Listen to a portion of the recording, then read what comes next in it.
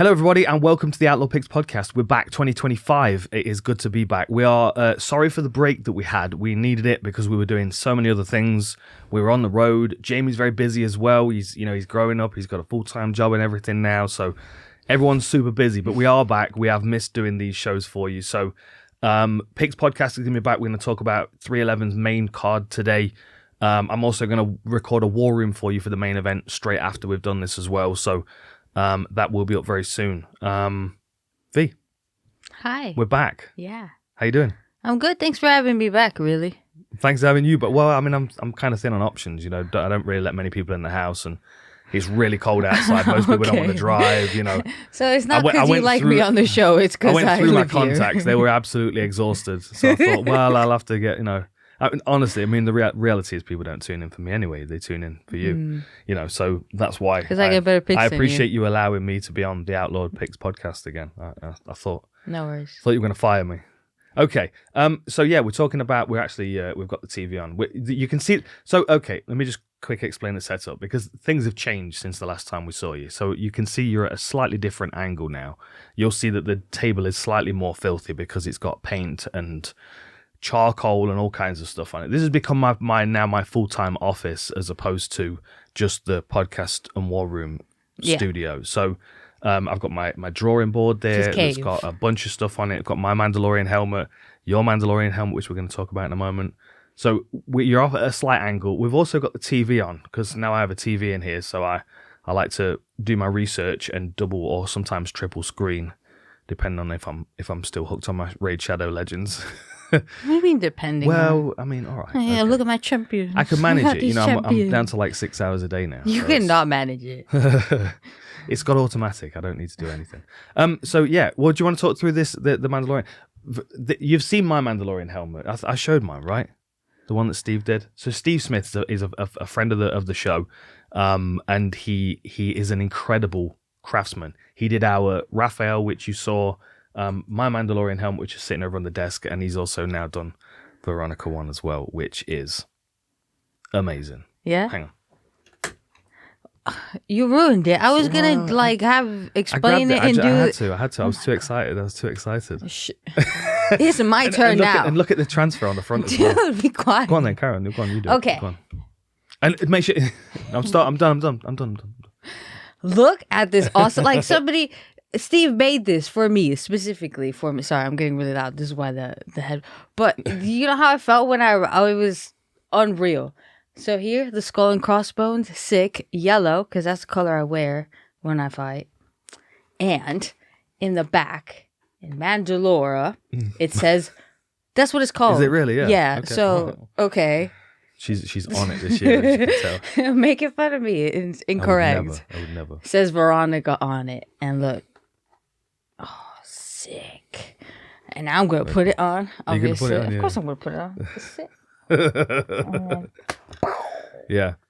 So the next thing is to try and figure out how to put microphones in the helmet so we can just wear the helmets for the podcast. Oh man, it's honestly very cool, it's so right? sick. Very cool. So that's gonna be living on the table for the rest of the show. So you can admire it. And he painted this. Like look at this skill. The Raphael one is incredible, You stare at it for inspiration when you're training, don't you? Yeah, that's exactly how I felt after the last one. It's just like, head down. You worthless crap.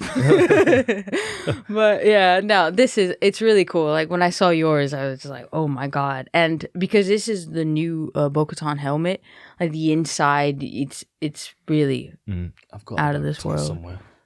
Somewhere on the wall. Oh, there. Bo-Katan. Look at that. I prefer yours, though, with the yellow with the skull and crossbones. It's pretty cool. Anyway, should we talk about some fights? Yeah. So we're going to talk about the main card. The undercard is not wonderful, is it, if I'm honest? There's a couple of interesting fights on there, but fights that I'm interested in because they're going to be bangers, like Grant Dawson, Diego Ferreira. That's going to be a lot of fun to watch. But I'm generally not, Yeah, well, the issue is... Did you say Johnny Walker had fallen out? Did you say that earlier Johnny today? Walker, yeah, this morning. Is he injured? I don't know. I just looked Man, big red letters that said out. That's a shame. He has such bad luck, doesn't he?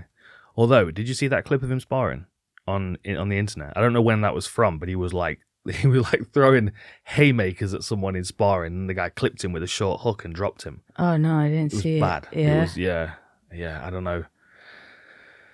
I don't know whether he needs like 12 months off. You know what I mean? Just like rest. Like don't take any shots. Don't do any backflips. Don't caterpillar nowhere. You know what I mean? Just rest. Just recover and rebuild. Because I don't know. I mean, I'm assuming it's an injury. That's why I'm saying that. But I don't know. So Johnny Walker's out. So we're going to start with the Kevin Holland Reinier fight. And I'm currently watching Kevin Holland against Jack Della Maddalena. It's not reindeer. It's not reindeer. No, it's not reindeer. Veronica has a very important test on Monday. And she's been revising for it. I know we're going to talk about fights in a minute. This is nothing to do with MMA. Well, this is sponsored by what Veronica's been up to. Veronica's new toy and the test. I'm going to take a life. Oh, is this a new feature in the show? Yeah. What Veronica's been up to? I like it. It needs a jingle or something. So yeah, I'm going to take a life in the UK test to see if I can get citizenship. And the great thing about it is that if I fail, I just have to do it again and pay. Over and over again. Yeah. Over and over. There's definitely going to be a couple of curveballs in. There's definitely going to be a couple of curveballs in just to make sure that you come back. What time does the pub open? That is one of the questions. How many different words do the English have for rain? That's got to be one of them. Yeah, it should. I think more rain questions should be incorporated. We went out for a walk. So it is a frosty January day outside today. It must have been rather treacherous for Jamie making his way over. And Veronica and I went out for a walk the other day. And we live in a nice quiet place. And there's lots of old people around walking their dogs. And it was like living in a sim world, wasn't it? Like every person you walk past, the first thing they commented on was how cold it was. But everyone had a different phrase for it. You know what I mean? It was amazing. It's like, oh, it's bitter today. Isn't it fresh? Oh, it's sharp. Like there are just so many different words. How you doing? I'm cold. I'm cold. He was like dead serious about it, wasn't it? It was like I was living like the UK sort of British. Cause I love that about that was like research for your test. Yeah, I love like that about countries when it's like what it's stereotypically what you think would be and it happens. That's one of my favorite things. If we had good weather in the UK, we'd have nothing to talk about. It was just like that is the topic of conversation with strangers. First thing that you say, comment on the weather. But that's like a good commonality to have with people, right? It's like this first barrier of breaking the ice. If you're not very good at conversation, you can at least have something to talk. Like I've stood next to some people that if it wasn't for the weather, I'd be in trouble. Right. You know? But the problem is though, right? In the UK, the first couple of comments that you have, the first part of the conversation sets the tone for the rest of the conversation. Okay. And the weather is most of the time pretty rough. Right? So most of the time, people's first thing they say is, oh, it's raining, it's cold. Yeah, but that's kind of like how like British people are. I know, but do you think a little bit like if you go to America, it's like, oh, how you doing? Everything's great. Oh my god. Is that because the sun's shining more though? Probably. I don't know. But in the UK, if you do that, it's like they're like, we're swerving all over the road already. We should talk about some fights. This was the part for the sponsorship. So instead of any read, you just got an update on what Veronica. Oh, you're the sponsor for the podcast. Yeah. Is that right? All right. That's good news, Jamie. Sponsored by Veronica. Yeah. Here we go. Okay, right. So we're going to talk about Kevin Holland versus Derrida. Yes, we're going to start with that one. That's the order that they're on. That's different on Tapology, right? Yeah, because on Tapology, I think it's the Tuesday of fight week that they update. Yeah. Right, okay. Yeah. But I'm pretty sure on Google it says it's Derrida Holland. Mm. Well, this is it's an interesting fight because it's going to be a little bit chaotic. They're both a little bit scrappy and a little bit wild. Derrida's got an incredible ground game. He's got some wicked tricks up his sleeve. Like watching his career as he was coming through one championship, and that submission that he got, that triangle that he uses. What is there a name for that guard? It's like a kind of a cross guard, isn't it? Yeah, it's weird. He kind of does like a reverse because he puts sort of like this knee shield up, but he puts it across, and then this bottom leg is here, so you can always just grab an arm and transfer that and lock it up. And because his legs are so, I'm like that doesn't work physiologically for everybody because you do need a certain type of like work to your strength, and he's learned how to do that basically. Yeah, definitely. With his legs on the way that he grapples, you know, like he's worked well to his style, which is crazy that he found he's Dutch and he has great grappling. You and think he would be more of a, but I lived in Holland. Like there was so much striking that I was like, I can get it anywhere from any gym. It was legit, but it was hard to get grappling and wrestling and all of that. And then although he doesn't really have a wrestling approach, it's more judoka. You can even tell by the way he like grabs the arms and the ties. It's very like he was grabbing a sleeve, but he grabs the arm instead. And yeah, but how it just makes no sense. It also, the other thing as well is that the times when he looks most uncomfortable is when someone's attacking him with strikes. Like that was what, I mean, obviously he's only had one fight in the UFC against Mershar, and it was good when it hit the floor because they're quite, it seemed they're quite competitive, but Darida's got a slight advantage, right? But then on the feet, Darida looked quite untidy when he was under attack a few times, and like, I think if Kevin Holland plays it smart and actually fights to win, I think he can cause him a lot of problems by keeping this fight standing and striking with him. Like, hit him with hard low kicks, make him uncomfortable. Because like you said, Darida doesn't really have the wrestling game, you know what I mean? So it's like, I don't know. I mean, the thing is, and this is no disrespect to Kevin Holland or Gerald Meerschaert, but when I see someone matched up against either of those two fighters, it always seems to be someone that they're trying to build up. Yeah, like Kevin Holland, they get MVP. the Chimaevs and the MVPs, those kind of fighters. And like Darida, that Meerschaert, if you were picking an ideal first matchup for him in the UFC, Meerschaert is the ideal first match, right? Because he's got lots of wins, he's got lots of losses, he's a grappler, his striking's not great, you know what I mean? Same thing with Kevin Holland. The only difference with Kevin Holland is he's a little bit more unpredictable, and he's smaller because he can make welterweight as well.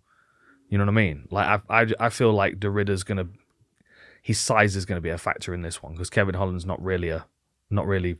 not at all big for this weight class. Yeah, what I find a little bit tricky about Kevin Holland is sometimes, like the psychology of things. He's very. He can quit during the fight. Hinged. I find. Like, what was the fight when he was clinched up against the fence and he was talking? He was talking to Khabib, who was sitting cage side. Yeah, but it's not the fact that he's talking to other people.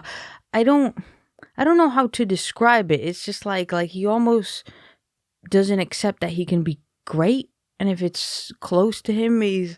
Yeah, you don't want to risk it necessarily. Yeah, it's like, no, I'm the funny guy that trash talks and stuff. You know, I'm not the serious go all the way. And I think sometimes that kind of gets in his own way when it's not a skill wise, right? Like, I feel like he has all the skills to be a Darida. Yeah. In the fight. Well, that's why I said, like, if he chooses to fight to win. Yeah, you know? Exactly. And I don't feel like he always does. And he fights so much that it's kind of like when you've never lost, the thought of losing is almost impossible. But then when you've lost a few times, it's like, oh, whatever, I lost. And it's easy to accept another one sometimes. Yes. Like even like Meerschaert in that arm triangle against Darida in that debut, it was like he knows how to fight out of an arm triangle. And he knew that an arm triangle was a possibility in that scenario, and B, most likely the next thing that Darida was going to go to, and he still almost allowed it to happen. Like, I'm not necessarily suggesting that he completely gave up, but there was certainly a part of him that checked out. And sometimes Kevin Holland seems like he starts fights like that.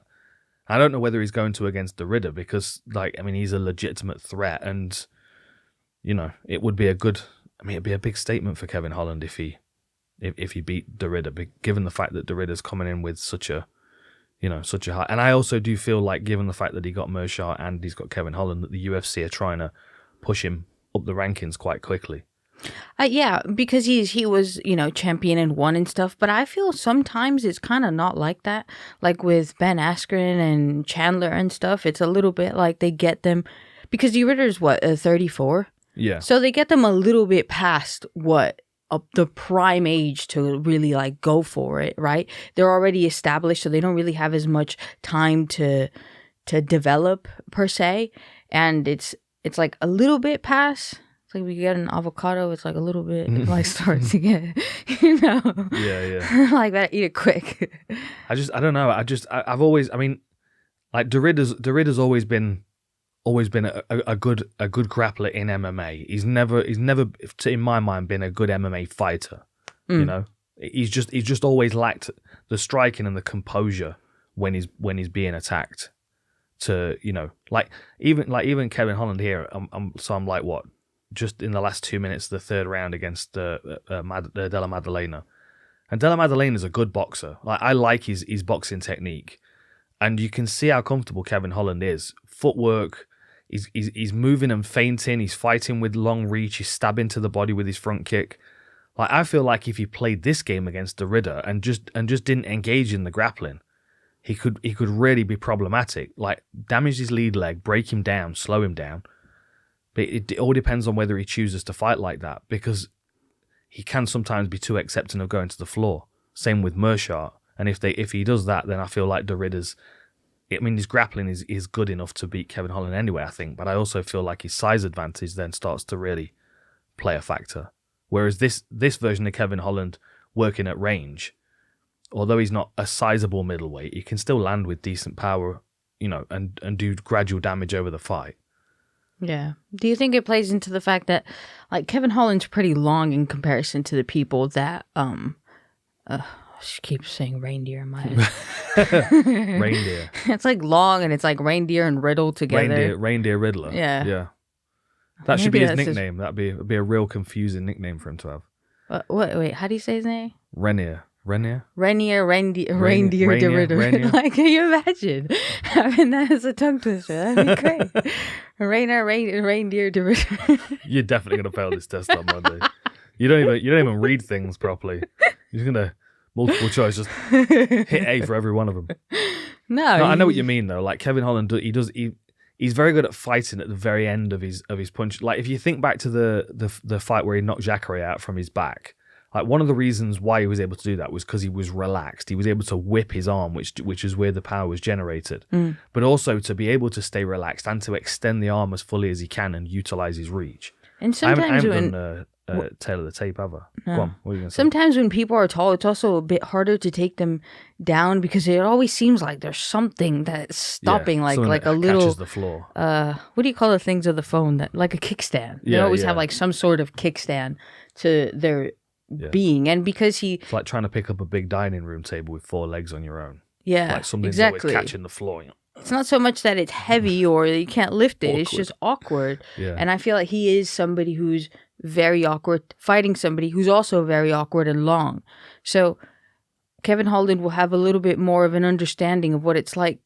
I don't think the wrestling and the grappling is going to be particularly pleasant to watch. I think it's going to be quite messy and scrappy. I think any situations where they get to the floor is going to be quite tangly and noodly.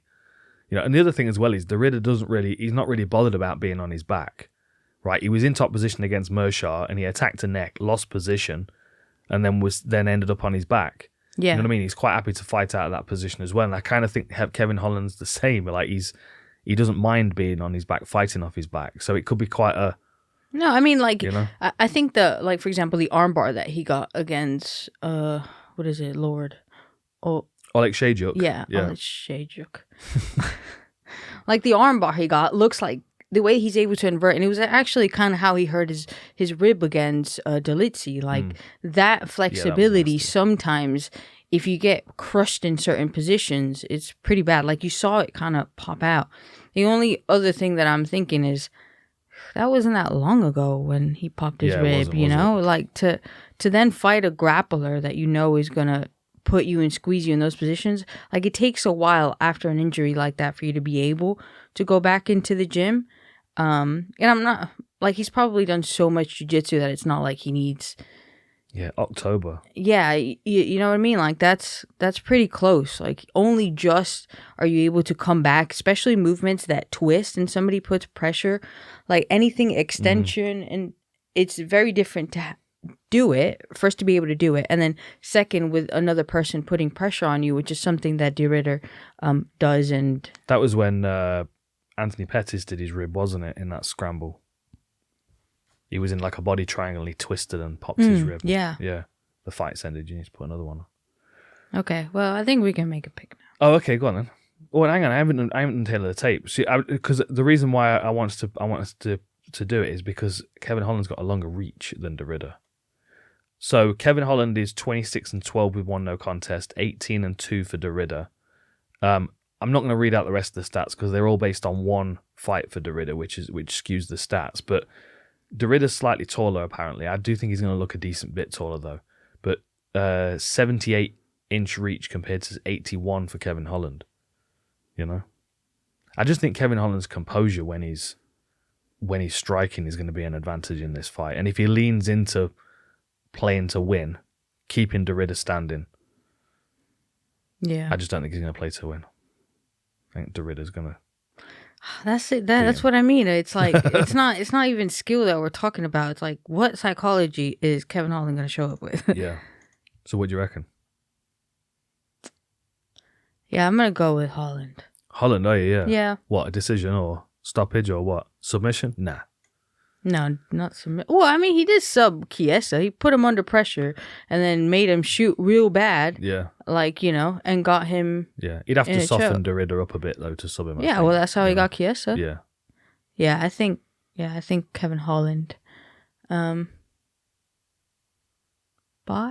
I'm going to go by decision. Really, yeah. I think Derrida's going to sub him. Yeah. I think he's just going to be too big and strong for him when it hits the floor, regardless of the position that they land in, and I think he's going to be able to. I also think the other thing as well is, like, because Kevin Holland can strike, he might, whereas Derrida knows how he wins fights. He knows that he gets the fight to the floor and he submits people, so I think he's more direct with what his game plan is. Yeah, it makes it a bit more straightforward what you're going to do. Exactly, yeah. I'm taking Derrida. I think a second round submission. Okay. Some kind of choke. Something that doesn't give Kevin Holland the opportunity to tough it out. Yeah, that makes sense. Because I also think I feel like he's real, like, Kevin Holland is so noodly. Yeah, it'd be like, difficult. If you try to, like, choke him, he would just, like, noodle out. Yeah, that's very true. Yeah. No, I think some kind of head and arm, crank, arm triangle, DOS, anaconda, something like that.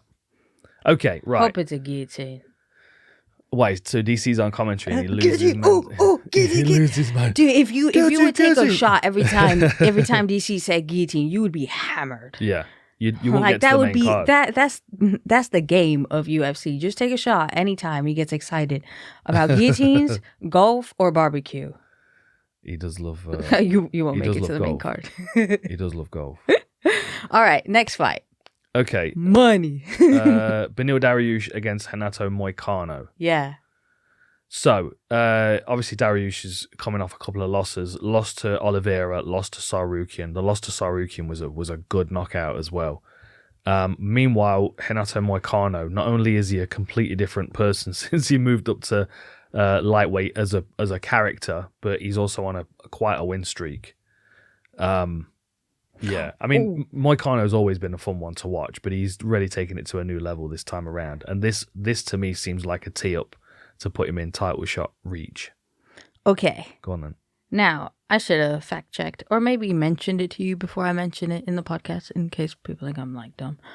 But is it just me or do the UFC usually cut out post-fight interviews on UFC Fight Pass, but they specifically leave all of Moicano's? Oh, do they really? Yeah. Yeah, they leave him like in.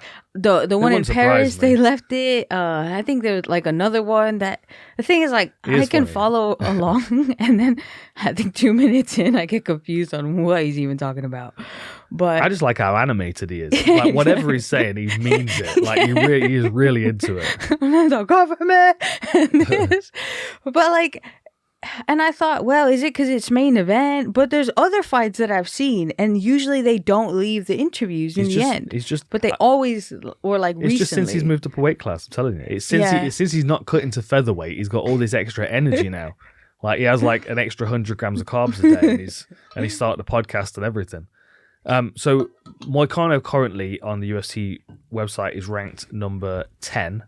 Dariush is right above him, but like if he wins this. I mean, everybody else above him is like kind of a bit older generation, really. I mean, not necessarily Gamrot, but Chandler, not necessarily Dan Hooker, but he had the fights, hasn't he? Yeah. Holloway, Poirier, Gaethje, Oliveira.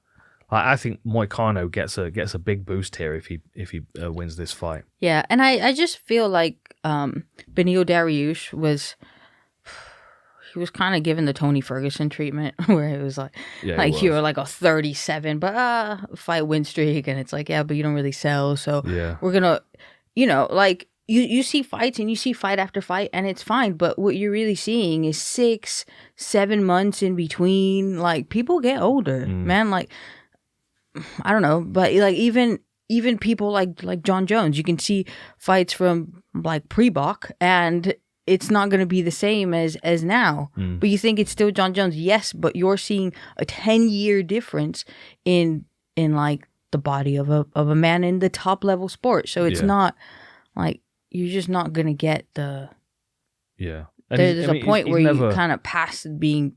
Yeah, he's never been the best of athletes either, though. You know what I mean? So like that's the other thing as well. He's like when it's weird because they I know, the same age. Though, they are the same age, but it's just it doesn't. I don't know. Moicano's kind of gotten the second wind, and like you said, maybe it's from the weight class difference, but even the way that he's fighting, like you see him going in and out of range, pulling people, and fighting more like a striker to then get his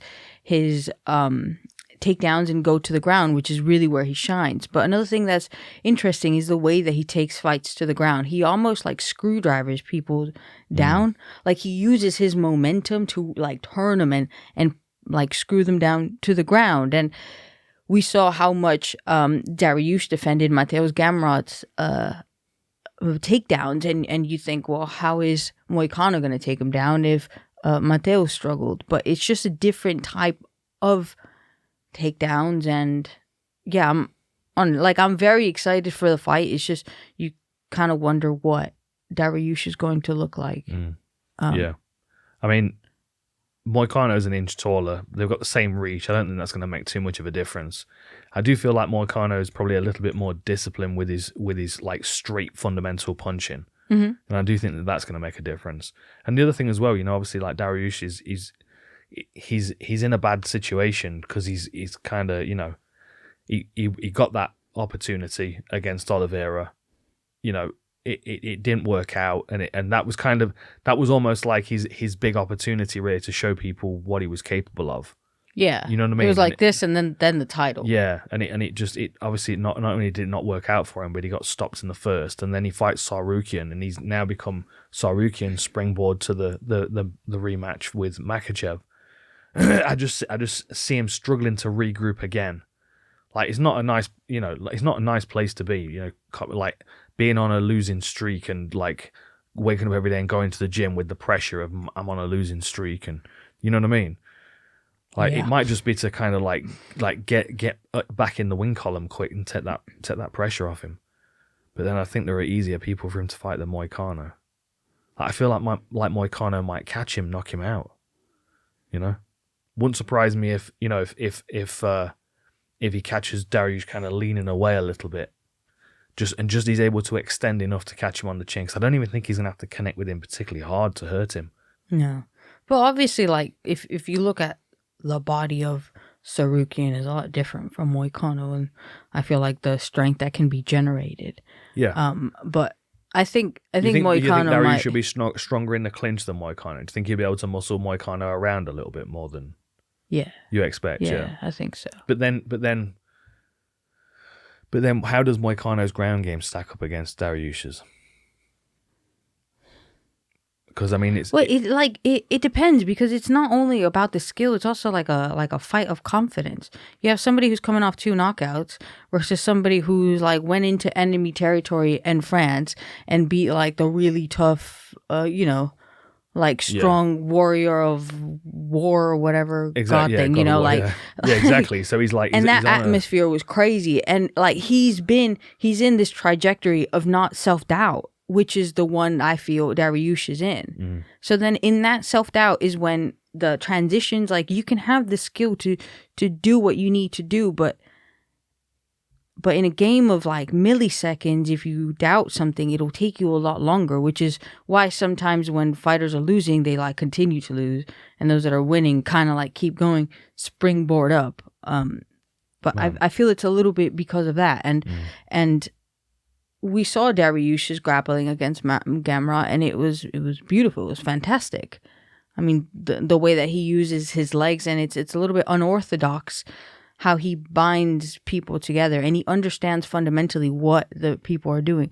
But so does Moicano, and in a little bit more of a jiu-jitsu way, where I bet that he doesn't look very big, but on top, like with the pressure, like I bet there's I bet not... he's got good leverage as well. You know yes, what I mean? exactly. I bet it looks like he applies it where he needs to at all times, so where he's like, oh my God, this little skinny dude, why does he feel like he's 800 pounds? You know? Yeah, interesting as well. So Dariush he's 22 wins, 6 losses. He's never lost a decision. He's been knocked out 5 times.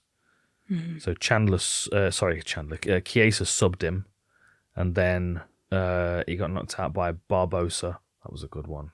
Alexander Hernandez, Oliveira, and Tsarukyan. And then early in his career as well, who was that? Ramsey Nijem. Yeah, I don't know. I feel like momentum makes up for a lot right now, and I feel like Moicano's got it, and Dariush is fighting to get some momentum back, and that puts him in a really difficult spot. Yeah, exactly. You know? Yeah, I'm gonna go Moicano by sub. Really? Yeah. I think he's gonna like drop him, but I don't think it's gonna like. I think he's probably gonna snatch up some sort of. Why do you? Well, it's because I didn't put another fight on. Let me just turn it off. It's fine. There we go. We don't want to watch Simon Cowell on the screen in the background while we're trying to. Okay. Well, I can't see it. I don't care. Second round. What sub? Any particular? Just rear naked choke. Yeah, he's going to keep it simple. I just think he's going to TKO him. Yeah. I think he's going to catch him with like a long right hand right at the tip of his chin. Pap. And then Dariush will go down and he'll follow up a couple of hammer fists and be done. Probably first round as well.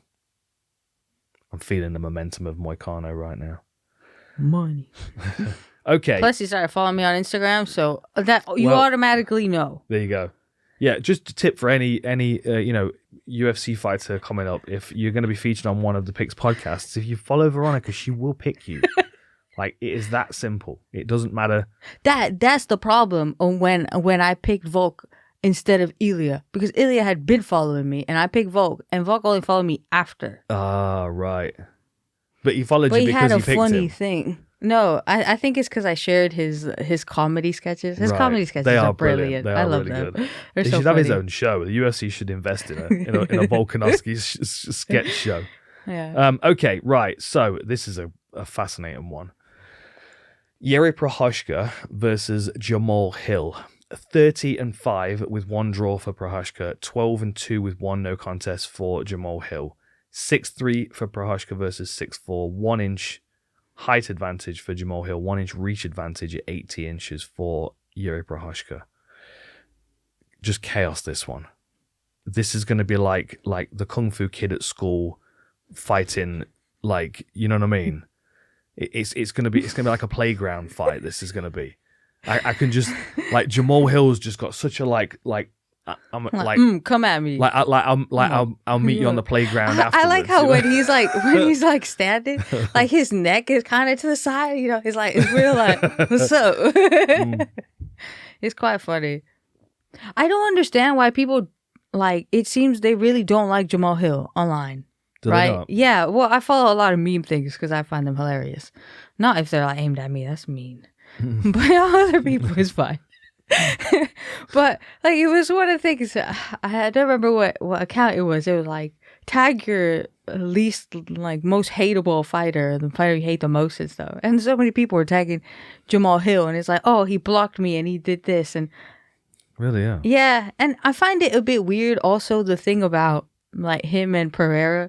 He was like, yeah, just fight with me right here. And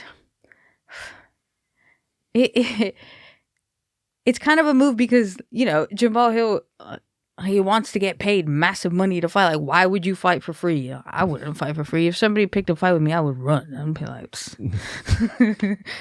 like getting hit hurts. You don't want to do it for free if you can get paid for it. It sets the tone, doesn't it? You know what I mean? But like you kind of, it's a little bit like a bluff game because you kind of call the person. I'm not saying that Pereira wouldn't have stepped in there, but Pereira probably knew that logically Jamahal Hill wants to fight for money. Of course. Yeah. So it's like, it's obvious.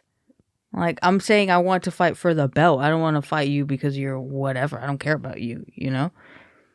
So it's like, it was just a bit weird.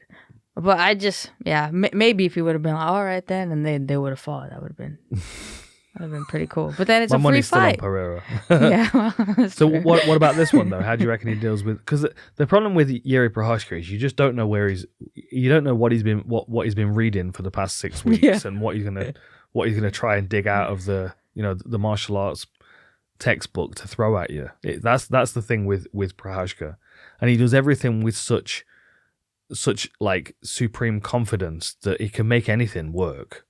Like that's why he's got so many unusual knockouts. Is just because he throws it with absolute confidence that he's going to land. Like he's been sitting in a dark room for 3 days and he has seen this spinning, jumping heel kick knockout. You know what I mean? Yeah. That's how he fights. Whereas Jamahal Hill was a bit more like he seems more reactive off the person in front of him.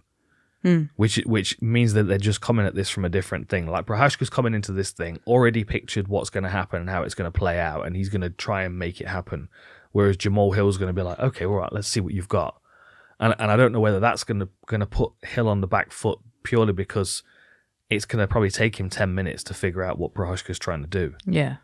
I find like Hill's kicks although they're not the prettiest, I feel like, especially if you look higher up on the card, like he doesn't really turn his hips and doesn't look as flexible when he's doing it. They are quite effective the way that he utilizes his kicks, especially with the punches after, and he seems to have quite a significant amount of power. But it's just kind of been injury after injury, and he's like kind of like put on weight, lost weight and stuff. I always wonder how his shoulder is after that. Yeah, so. And Jiří's, because of whatever he's been reading or whatever, he's a different kind of guy. Exactly. And that means he's going to be more consistent in being disciplined and looking for a way to fix things and not becoming distracted by everything else around him. It's quite a strong and admirable mindset to have, which means that you can take things that are bad and you can make them better without them kind of like crushing you so much or like spending so much time online trying to respond to other people. He's kind of more focused on his own thing, I guess. Yeah, he's like it's like personal development, and he's very good at like over... disconnecting and focusing on himself. Oh, did you see that was a bit sad, but also like, but the lady that was fighting cancer and she put on the Jiří Procházka hair, like she did her hair like Jiří Procházka. No, I didn't know. And then like she shared it. She's like, oh, for the energy of Jiří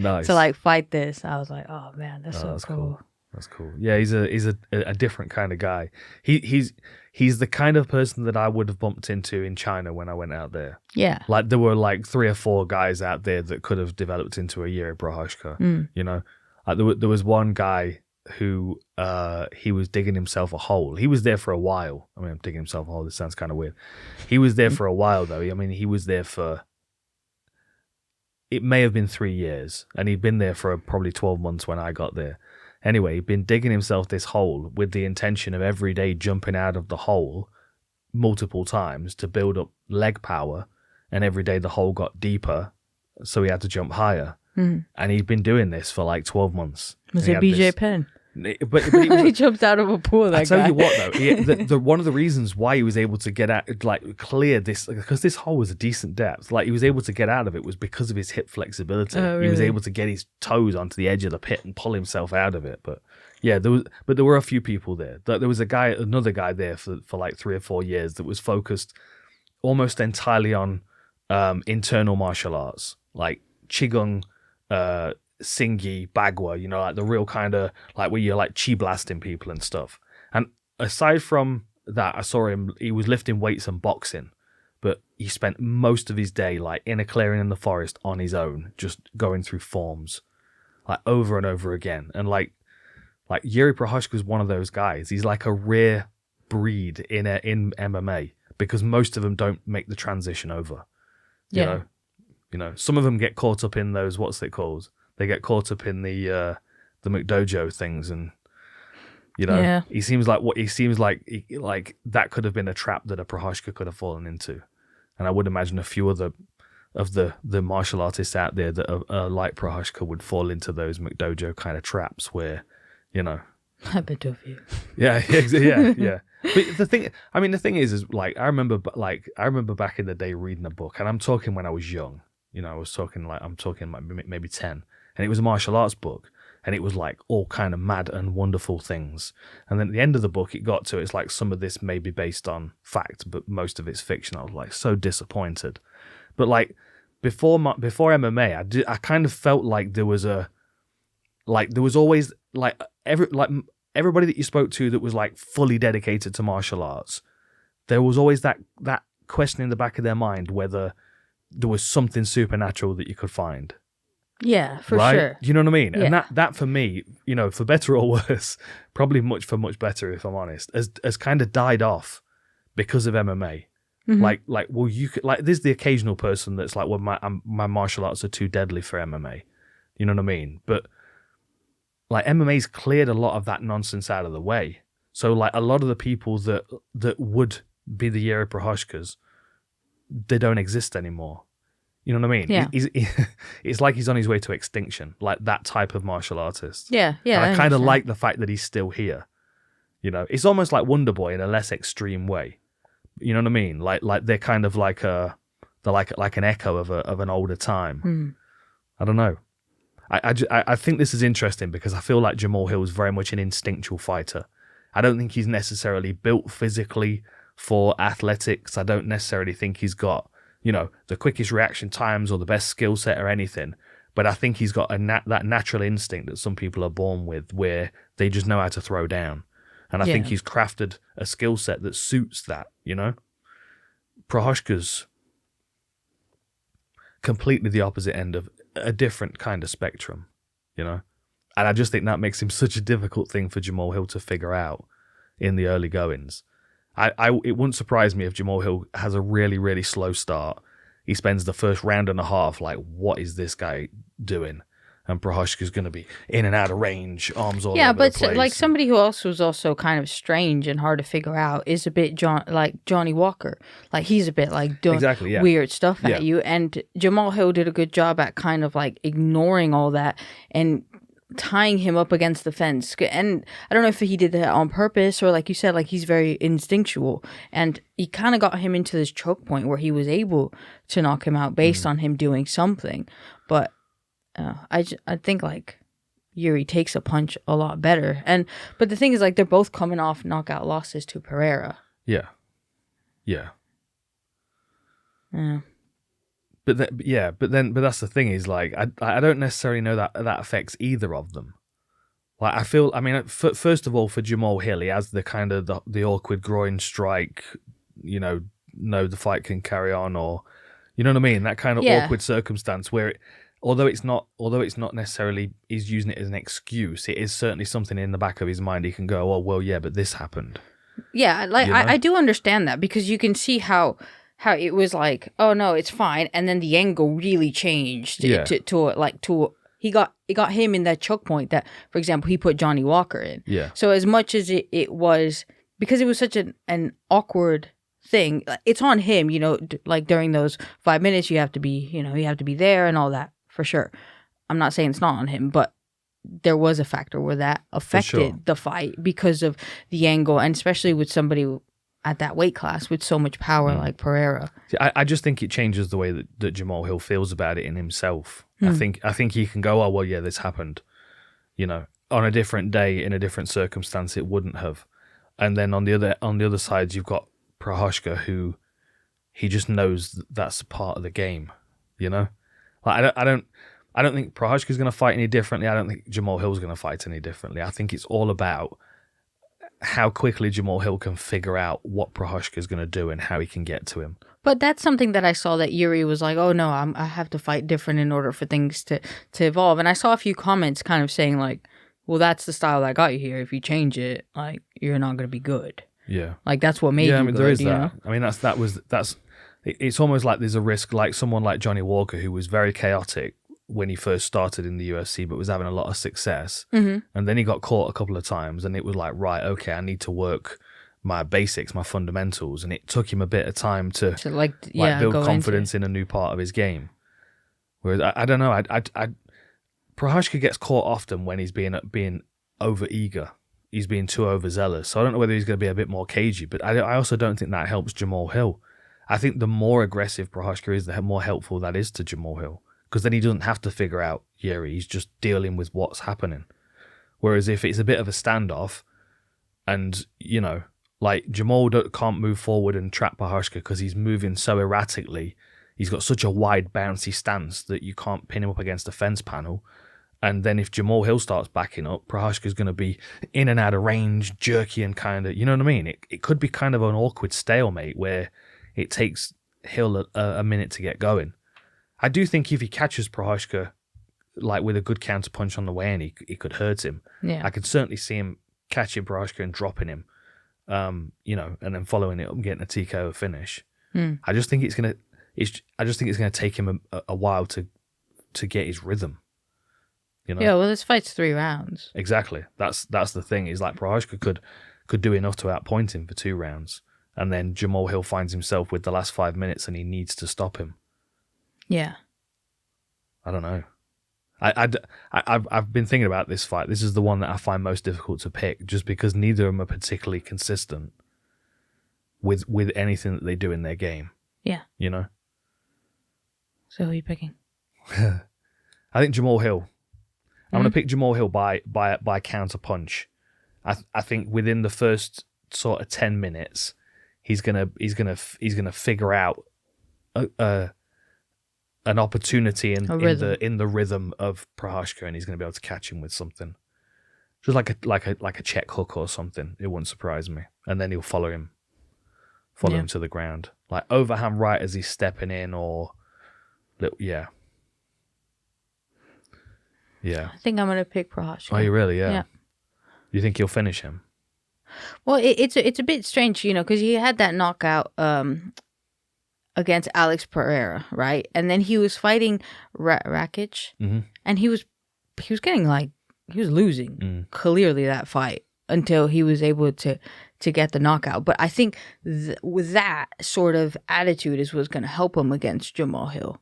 Yeah. It's the not being deterred by anything. Yeah. And like, for example, like the way Jamahal Hill fought Glover Teixeira versus the way Jiří fought Glover Teixeira.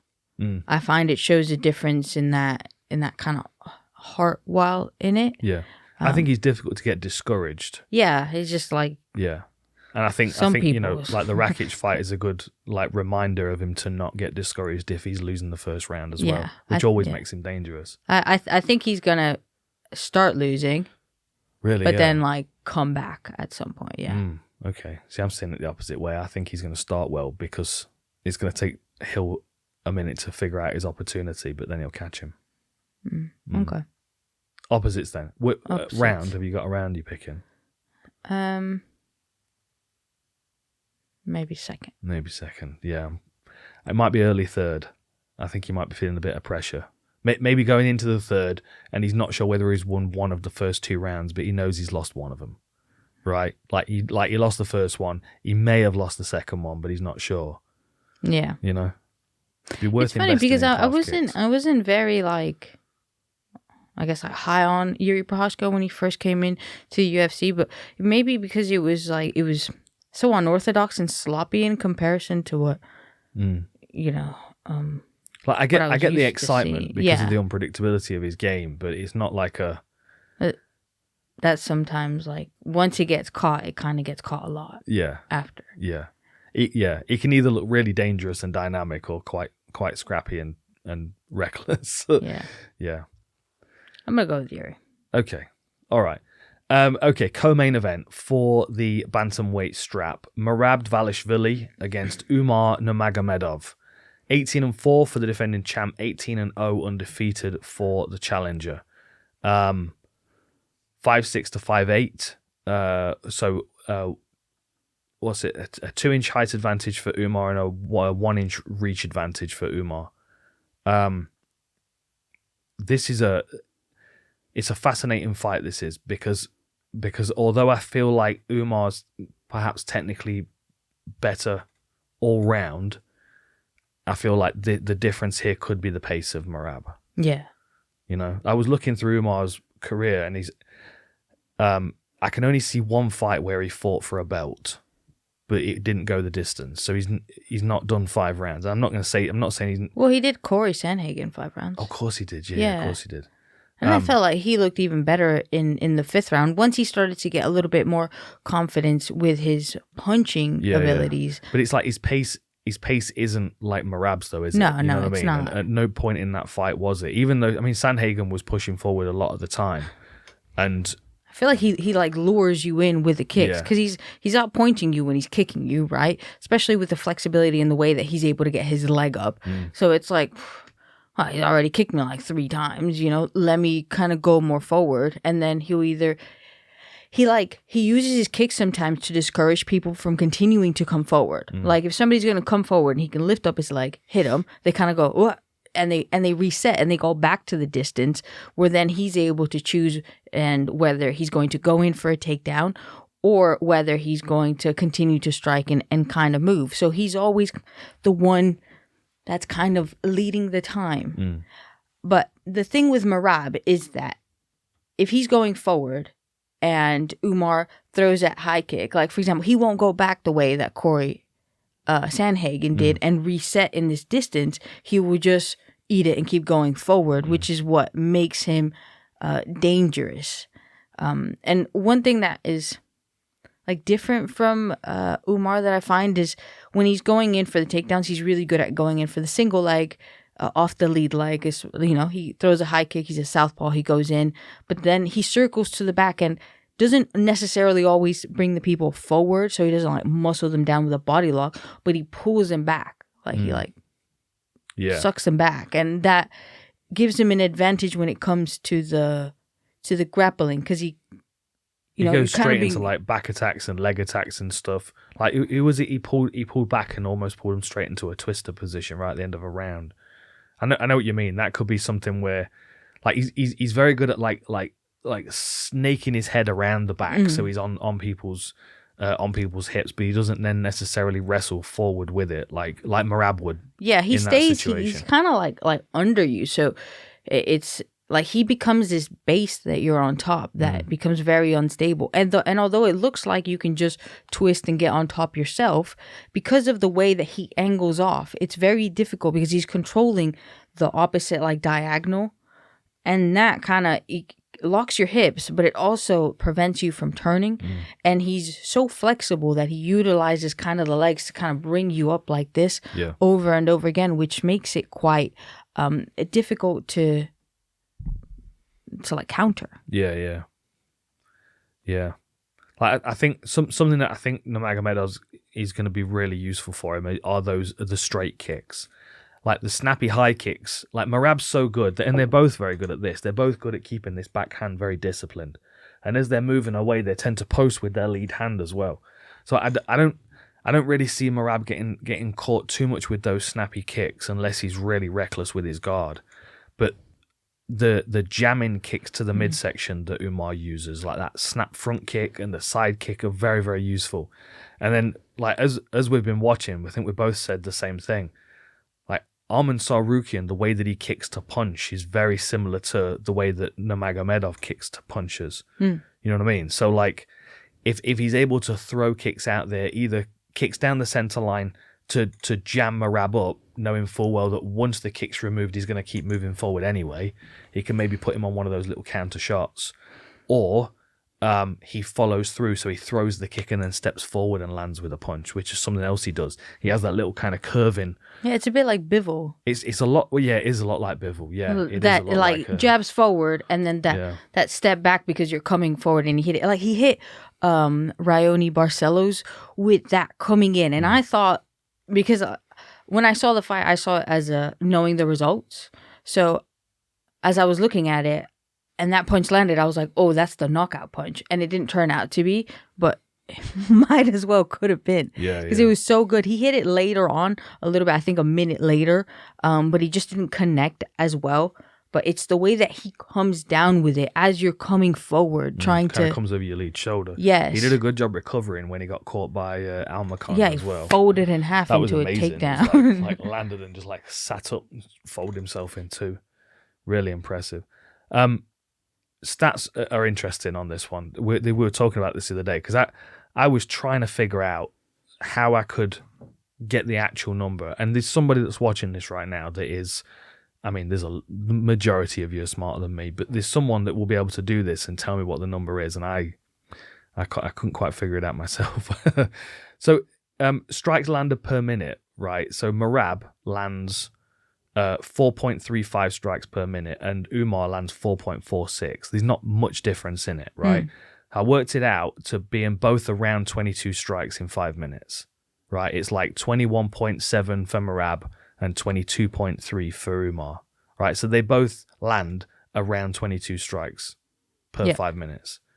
But Merab's success rate is 42% compared to Umar's 63% success rate. So Umar has to throw a lot less to have exactly the same success rate as Merab. Do you know what I mean? Mm-hmm. But then there's a benefit in the additional stuff that Merab throws because it keeps you guessing. It keeps you on the back foot. And if you think about the shot that caught Umar, it wasn't necessarily a clean punch. It was like a cuffing. Well, it was kind of like the one Jamal Hill caught Johnny Walker with, because it kind of went like that and it hit in the temple and it just kind of took his legs away, didn't it? Yeah, it was a bit weird how like, they land. If Merab's like scrambling forward and throwing wild shots, like throw in 3 or 4 shots, it doesn't really matter if you miss the first few as long as one of them lands. And it's almost like the additional shots that Merab throws that he doesn't land with are still a benefit to his game. Yeah. You know? And because he's got the cardio for 5 rounds at that pace anyway, it's not like Aldo where it's like, well, you can't fight at that pace for 25 minutes, so do it for 20 and then take a round off. Yeah, Merab just goes. It's, all day, every day. It's mad to see. But we just have to talk about how fast Umar is able to get underneath and like a takedown, like the entry. Yeah.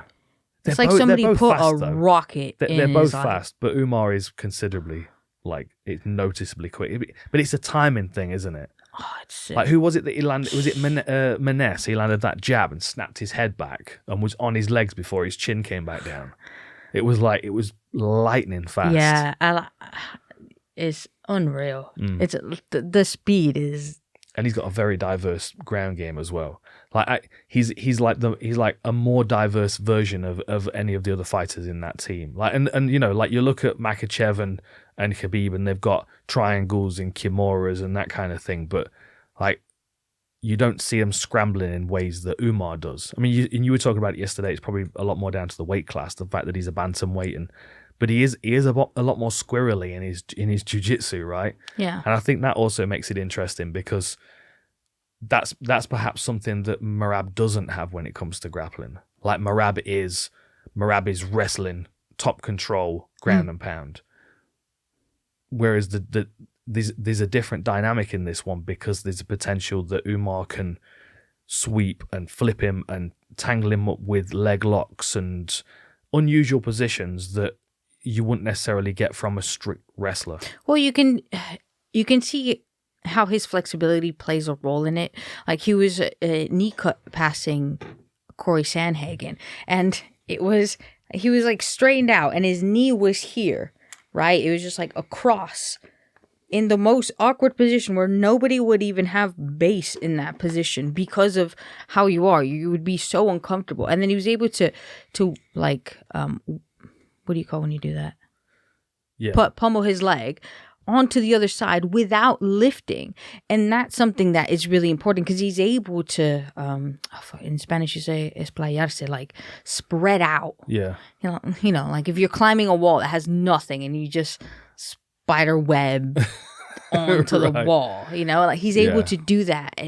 Like spread himself because he's flexible, you mean? Yes, exactly. And that sometimes makes it difficult because where you would have normally the space Like, you're kind of waiting for the person to go on to the next thing so they can create the space for you to get an underhook or something, grab a leg, do something like that to create a scramble. Because he's able to stay so close to the ground, it makes it very difficult to even have that. Because the millisecond that he is mid-transition, he's so low that it kind of stops you from anything. Do you think he's going to be able to keep Merab down, though? Do you think he's going to be any positions where he's going to be able to utilize that control? Because I don't really. I can see Merab getting into positions where he's there for a few moments before Umar starts to scramble and move and turn out of it. But I can't imagine a position where, unless Merab is really hurt, I can't imagine a position where we see Merab on the bottom with Umar in top position, just like controlling them and holding him. No, I feel like Merab might be stronger. I feel like Nurmagomedov looks more athletic, explosive, flexible, you know. But Merab is more like a, you know, like old man strength. Like a tank, yeah. Yeah. It'd be amazing if Umar's faster than Merab. And I think his level change may well be. That'd be wild, wouldn't it? 1 sec, Jamie, I can hear you clicking like 800 times. It's been driving me insane. And I'm trying not to be a psycho about it, but it's like... But she's going to be a psycho about it. She's going to be a psycho about it. It's like a lot. Which way are you going on this one? Do you think we'll see the championship rounds? Yes. Yeah. Yeah. I think it's going to be a decision. So you look at that control time. I'm just looking at UFC stats now, and I'm looking at the stat leaders, active bantamweights. Merab's at number 1 for control time with 1 hour, 14 minutes and 5 seconds. And Nurmagomedov is at number 9 with 30 minutes and 25 seconds. Yeah, that's kind of like 6 fights versus 300 to get to the belt. Yeah. Yeah, but you know, having said that, right, because I was watching the countdown earlier today, and, you know, Merab was talking about that. It seems to be much more of a like a motivating narrative than anything else, because I understand what Merab's saying. I totally understand, and there's no doubt that the UFC would much rather Umar Nurmagomedov as the champion, because the name Nurmagomedov is way more powerful in a search engine than Dvalishvili. Dana can't even say Dvalishvili. Yeah, that was bad. How in the countdown show you're gonna say the champion's name wrong? Davishvili, I think he said. But it's like, I was like, that's you can edit that, bro. That's the problem is like that's the problem is like Nurmagomedov it's such a powerful name that it makes sense that they're gonna push him forward slightly quicker than they would Merab. Like, Merab's been through a gauntlet of top fighters before he got to a title shot opportunity. Whereas you look at Umar's record, and I would say probably the only person really that is a qualifying factor for a title shot would be Sandhagen. Yeah. You know? So like that changes it slightly in his favor because of that as well. I think like one thing to bear in mind is like, yes, but like Nurmagomedov did the work that Dvalishvili would. Like, if Dvalishvili had a cousin, then his cousin would get fast-tracked. Yeah. But Dvalishvili is, from there, the one setting his name. Like, Khabib set his name. Khabib didn't get a title shot real quick. It was like, who have you fought? You've done this. You know, like, those were all narratives that was said about Khabib. And then, due to his camp and stuff proving and having a lot of success, then you kind of, it's like from a betting thing, you don't have to look that much. You go Nurmagomedov, yeah, they train like crazy. They never do anything else. Safe pick, you know? And you can tell by like just the way that the betting odds are it's like, it's safe because you know that if they lose, they're like, it's different. Yeah. You know, it's a different sort of way. It's a different, and that gives you a lot of confidence while going for that. But before Khabib, that wasn't the case. So if Dvalishvili had a brother or like a super close friend or something like that, like I know Aljo, but Aljo was also champion. But Aljo was also kind of in his way. You know, and the other thing as well, like you're right. Like, Dvalishvili is the first person to like make his name famous, whereas Umar's benefiting off the momentum that Khabib created. But Dvalishvili is also benefiting off the momentum that Khabib created because a lot of people will watch this fight because he's fighting someone that's called Nurmagomedov. You know what I mean? Not only that, but it's given a little bit more appreciation for the wrestling style. Yeah. Because before it was kind of like, oh God, it's just going to hold each other up against the fans. You know? Yeah, not this weight class, though. No, That's no, never no. been the problem for this weight No, class. not, but for the fact that Dvalishvili has a lot of decisions and that he's like a wrestler, people aren't as excited, for example, as O'Malley. Because he was knocking people out and doing this and striking and being a little bit more like witchcrafty with his style. So like Khabib has also kind of added a lot of weight to the grappling wrestling aspect and given that some sort, elevation. And it's kind of like what Conor helped the fighters get paid more. Khabib helped the wrestler/grapplers get a little bit more appreciation for their style. So that's also a thing where he's benefiting off, So who are you picking? Who are you picking? I think Nurmagomedov's going to do it. I think he's going to be up against it for probably 15 minutes because I think Merab's going to come out and set the pace. And I think he's going to really, really push the pace to try and make a point. And I think he's going to try and wrestle a lot. And I think Nurmagomedov he's going to defend some of the takedowns, but I also think he's going to attack with submissions. And I think eventually he might catch Merab. Like you were talking about the Ricky Simone fight earlier. Yeah, that's today. what I was going to mention. It wouldn't surprise me if we see Umar get a hold of Merab's neck at some point and be down 2 or 3 rounds and get the submission finish. Yeah, because I like Merab was winning that fight quite comfortably, and even though Ricky Simone is he's an awesome wrestler and he's very, very strong.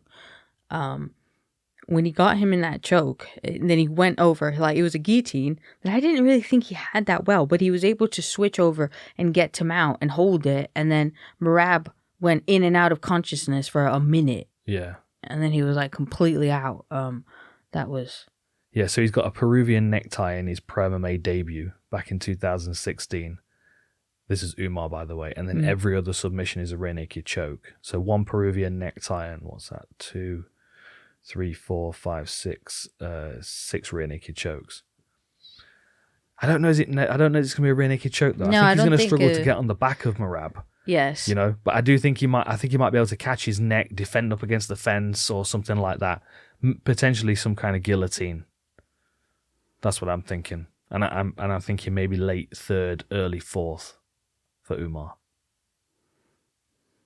Undefeated. Or it could be like a Zhang Weili versus Carla Esparza. It was like defending a takedown, and she got the sort of that crucifix. Yeah. Went back and submitted with one hand. Yeah, I think Merab's got such a pace, and his foot is on the gas so much of the time that he's going to pass through risky moments. Yeah. Where his head's going to be available to get wrapped up. I think Umar by guillotine. And I think over 3 rounds. Yeah. I think a decision. Yeah? Who for? Makes me sad because I like Dvalishvili. That's not how we make picks, though. He doesn't know me, though. but we're buddies. That's not how we make picks. You're buddies. I feel like we'd be friends. Yeah. Like he was the type of person that I would like to hang out with. Uh-huh. Always bring you good energy. Yeah. Like life of the party. You don't have to do anything. He could just be himself, and you be entertained. Yeah. You love diving headfirst into frozen lakes and stuff. That's your kind of thing. Yeah. You could probably match his energy. There's probably very few people that could match his energy, and I think you might be able to. Nah. So you're picking Umar then? Yeah. What decision? Yeah. Decision. Okay. All right. I'm sorry, Dvalishvili. You can't apologize to him. It's too late. You've already picked against him. Okay, main event. Lightweight championship.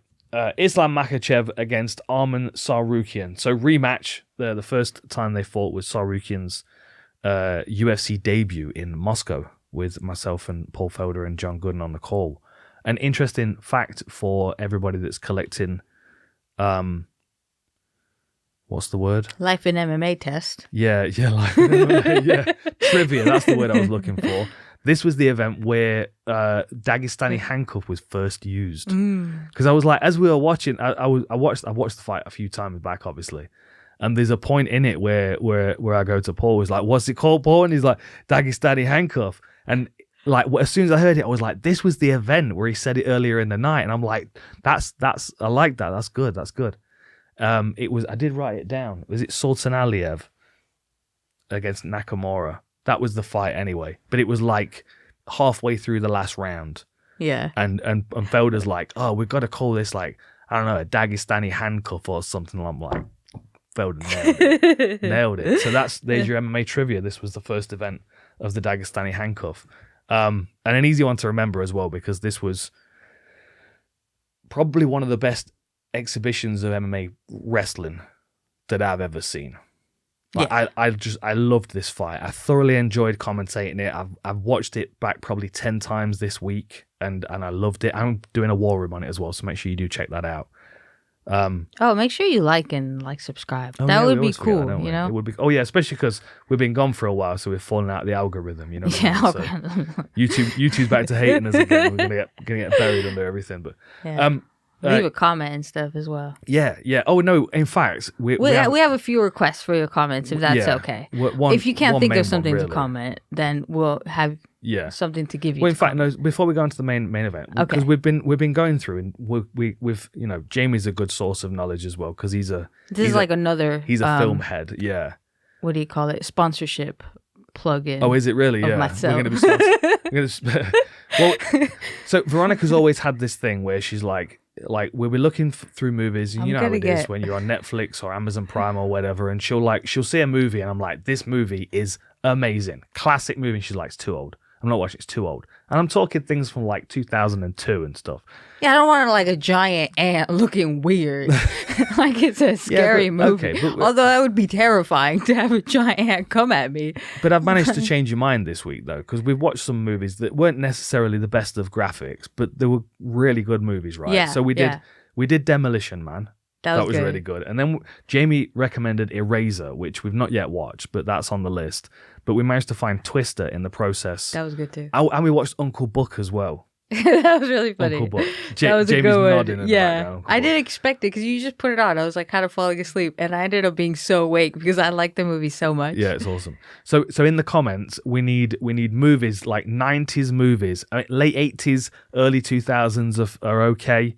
But you know there's that like bracket of time where before 4K, where like I don't need to see people's pores. That's you know, like people look way hotter from all the like Arnold not Schwarzenegger movies, the Running Mans, those kind of like. In the comments, drop your favorite movies from that time, because we're in the process of changing Veronica's perspective. Educating me apparently. It's time. We'll get a Life in the UK test out of the way first. To celebrate, we'll watch old stuff. Fortunately, Reindeer the Ridder's not one of the questions, so you'll be fine with that one. But yeah, so we're on to movies. So leave some questions, leave some suggestions in the comments for us. Sponsorship and sponsored by Blockbuster. Too late.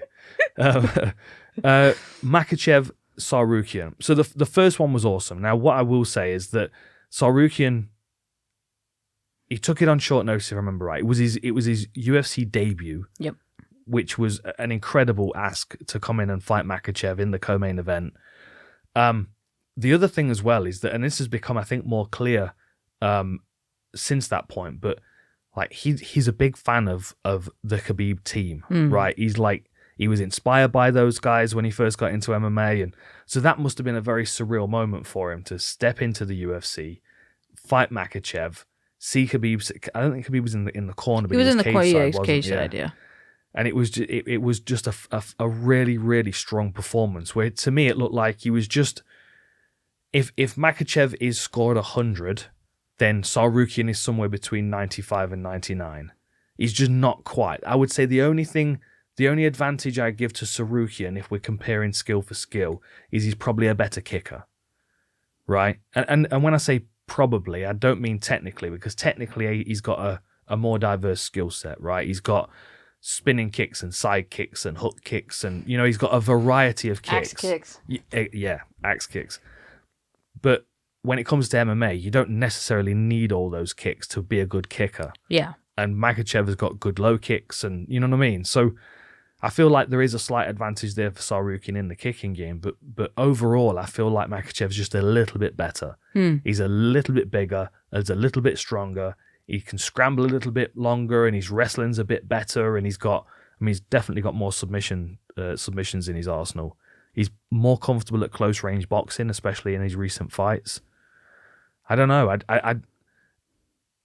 I feel like it's going to be a very fun fight, competitive fight, because they are so closely matched. But I still think almost all the time Makhachev comes out on top. Yes. What I find with the wrestling, and I thought this was quite interesting, because as I was watching their first fight, there was a point in the first round where Islam has him in sort of like a head and arm, and he goes to throw him back, kind of like a sacrifice throw. And if you're significantly better than somebody, not significantly, but if you're a good amount better, like, you go for it. It's a good. But if somebody's that competitive in the wrestling, you wouldn't really risk with that takedown. Yeah. I'm not saying that you can't do those takedowns, but it's one of those, like, you want to be a lot better than the person, or the circumstance has to be exactly right.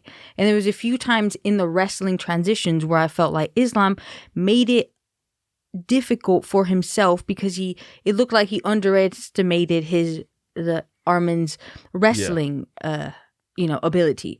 And especially, if you're Islam Makhachev, if you come in and you're like, nobody has any grappling, everybody's wrestling is crap, like, I'm just gonna come in, smash everybody and do this, and you have this random guy making his debut short notice, and all of a sudden he can wrestle. And then I watched an interview with Makhachev, and he was like, yeah, I didn't know anything about Arman, I was just kind of like doing my own thing, and turned out. So I can see, I don't think that was a lie, not that was a lie. Like, sometimes I feel like people are like, yeah, they suck and they have nothing against me, as a way of like to like trash talk or like to your opponent. But I think that was genuine and that was real. Like, because of, for example, that move and several different things. When somebody's a really high level wrestler, you probably wouldn't risk with those takedowns. Yeah, you don't go for the you don't go for give the opportunities for them to scramble out, because you give them the respect that they can. And I agree. I think Tsarukyan surprised everybody in that first fight. Just his ability to keep it competitive. I felt like he was just always a little bit behind, and I feel like as both their careers have progressed, Makhachev has kept improving, but he's also stepped up his competition considerably as well.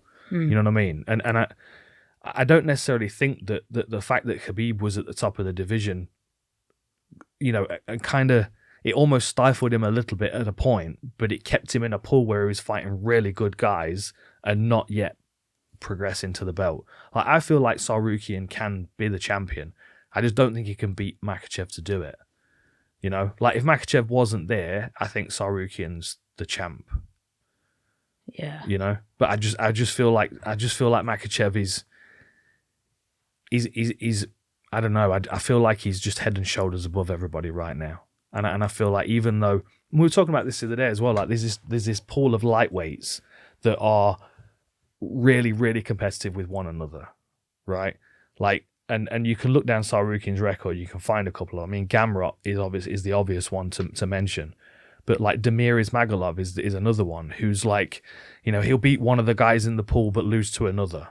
Yeah, it's that kind of. Whereas, like, and you get kind that of pool of Corey guys. Sandhagen position. Where it's like, you're so good, man. Why are you not the champion? Yeah, it's almost a little bit like, you've got Poirier and Gaethje and Chandler, and they're all in a very, very competitive pool, but Khabib's just a bit better. Yeah. Whereas here you've got Dariush and Gamrot and, whoever else you want to put. Would you put Oliveira there? I don't know, because I kind of feel like I don't feel like he's like different. I was looking down the rankings thinking about this earlier today, and I don't know if I'd put Dan Hooker in there as well, because I don't necessarily feel like he's got that same upward trajectory to get. But is it because of the lack of the wrestling? It might be, but then maybe not necessarily, because you could say Jalen Turner's in there. I could put Jalen Turner in that category. I could put Fiziev in that category. Moicano, maybe even Paddy. But, you know, if I'm honest, I feel like Paddy starts to struggle when he gets into the pool with the Gamrots and another one that's not even ranked, Guram Kutateladze. Like, him and Gamrot made their debut against one another, and Gamrot lost a split decision.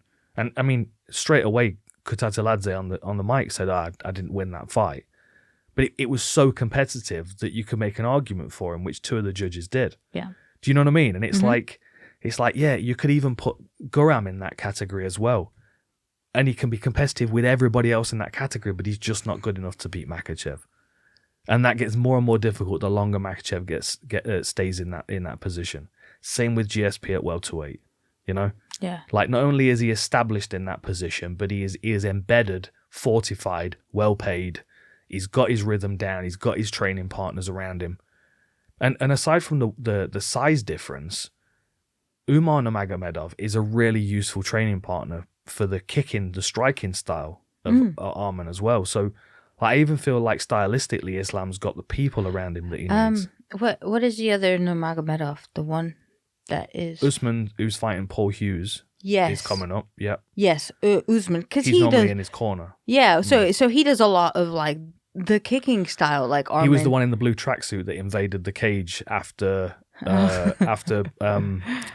Islam won. Oh, okay, yeah. He's yeah. Yeah, they all seem to be quite like it seems to be a good team environment where they all keep each other very, very humble. Yeah, you know, I think Makhachev is an extremely humble champion, and I'm glad his relationship with DC has allowed people to see more of his personality, because he does look like he's English as well, right? Yeah, really he's helped. Improved massively, and really he's like me really kinda, funny. Yeah, he is. Yeah. He's like a proper like prankster, isn't he? Yeah, it's like the Ninja Turtles. He's the pizza one. He's the Michelangelo. Yeah, he is. Yeah, for sure. I've got a couple of good photos I need to post on my Instagram, haven't I? Ones that I took on my film camera. Remember when we were out in my Olympus OM10? I'll have to post them up. I've got a good one of Abdulmanap. I've got a really good one of Khabib walking off the stage after he weighed in against Poirier.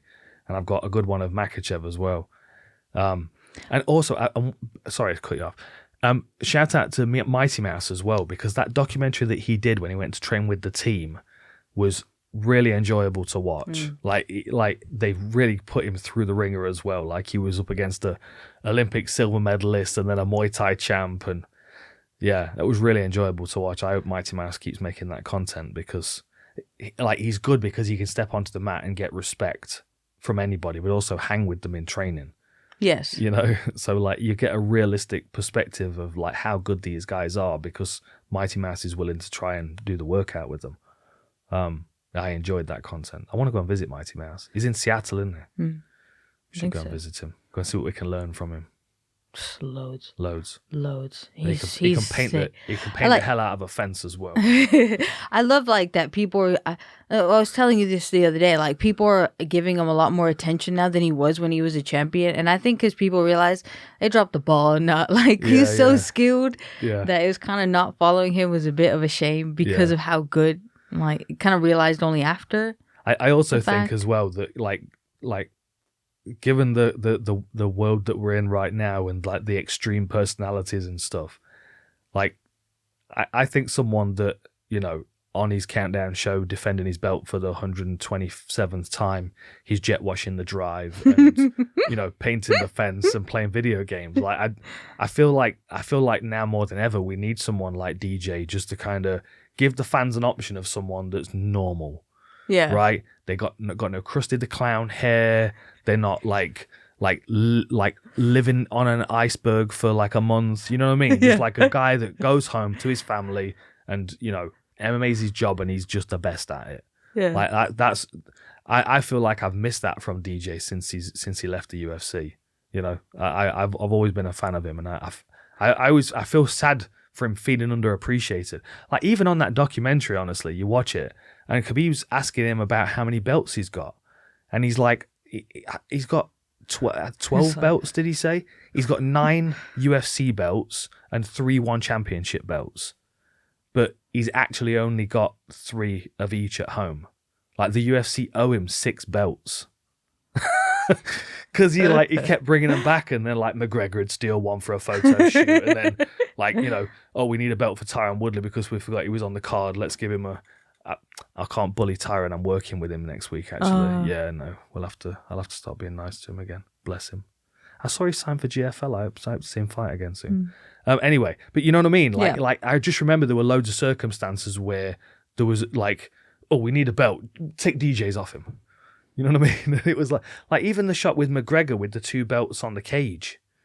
Do you know what I mean? One of them I'm DJs? sure one of those was DJs. I'm sure that was, if I remember right. Man, as an MMA community, we need to get behind Mighty Mouse, and we need to start pressuring the UFC to give him all his belts. Right. He's earned them. He needs all of them. And they should make him a belt buckle that he can wear all the time. That's just the UFC belt with his rubies in it. He doesn't look like the type to do that, though. Come on. There's no way that Mighty Mouse doesn't have a pair of cowboy boots. There's no way.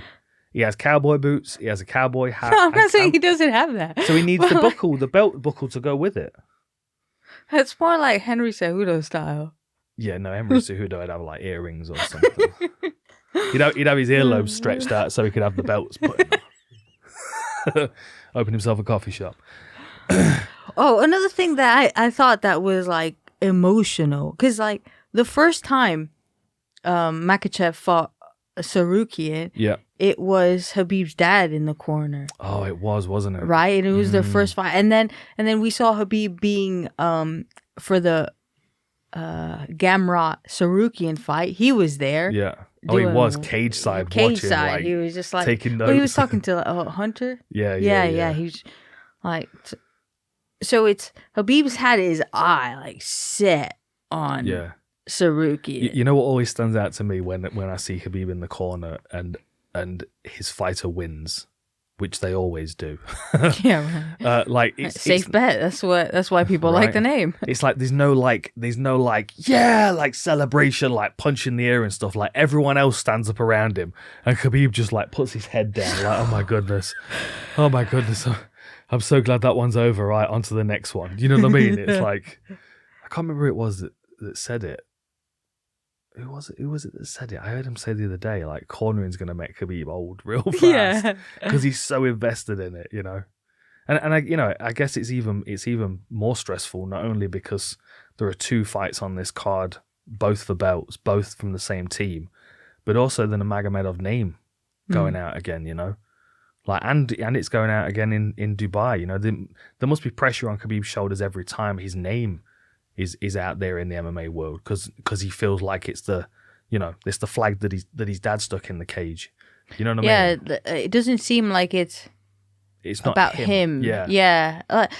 For me, it seems like he would be happy. Well, like you said, like in the mountains, just left alone. Yeah. Like he walks in and he doesn't walk in like, oh look, I'm a beef. You want to take a photo? He walks in with his hood up. Yeah. You know, he's a little bit like, I think he'd like some peace and quiet. It's almost like Makhachev on the Countdown show, where he's out riding horses and stuff, and that's where he really wants to be. It must be really... that barbecue. Yeah, that did. Oh, that looked amazing. Can't say that in front of Jamie. Jamie don't eat meat anymore.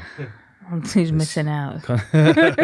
Yeah, it did look really good. But yeah, I don't know. I feel like they're just so head and shoulders above everybody else in the way that they prepare now, that I feel like. But don't you think Tsarukyan is somebody that does prepare 100%, like hard?